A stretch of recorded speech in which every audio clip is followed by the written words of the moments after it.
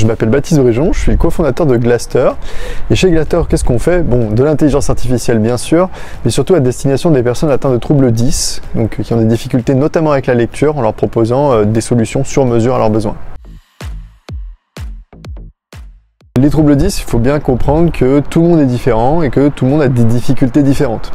Et si demain je venais avec une solution universelle, comme pour les lunettes par exemple, si je disais que j'avais une seule paire de lunettes pour tous les myops de France, on comprendrait très vite qu'il y a un problème, que ça n'allait pas fonctionner. Et c'est un peu le même problème aujourd'hui. On a l'impression d'avoir trouvé des solutions, mais elles ne sont pas universelles, elles ne répondent pas aux besoins de tout le monde.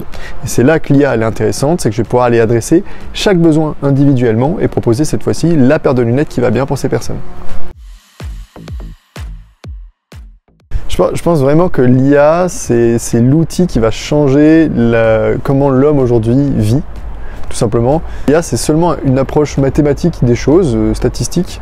Et les mathématiques, ils ont toujours eu un rôle dans l'espèce humaine. Donc, on a eu la géométrie qui a changé notre architecture, on a eu l'algèbre pour tout ce qui est le commerce.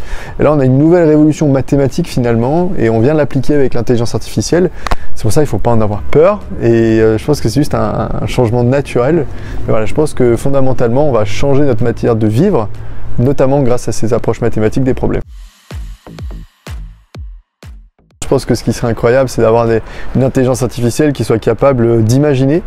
Encore une fois, aujourd'hui, une intelligence artificielle, elle prend des données, elle les mâche et elle en fournit quelque chose en sortie.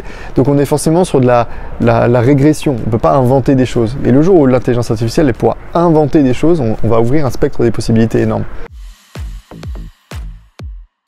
Je l'entends pas souvent, mais je le sens, les gens pensent que l'intelligence artificielle c'est résumé à ChatGPT ou à ces autres modèles de Large Language Model, donc LLM. C'est faux, l'intelligence artificielle c'est juste, encore une fois, une méthode mathématique qu'on applique sur des problèmes. Et dans notre cas par exemple, l'IA de Glaster, elle ne sait faire que la correspondance entre un profil cognitif et des adaptations. Et ça c'est l'intelligence artificielle. Donc j'aimerais au moins déconstruire ça, c'est l'intelligence artificielle, c'est pas seulement ChatGPT. L'IA en un mot, je pense que c'est le futur. Et comme tout, il faut ne pas avoir peur du futur.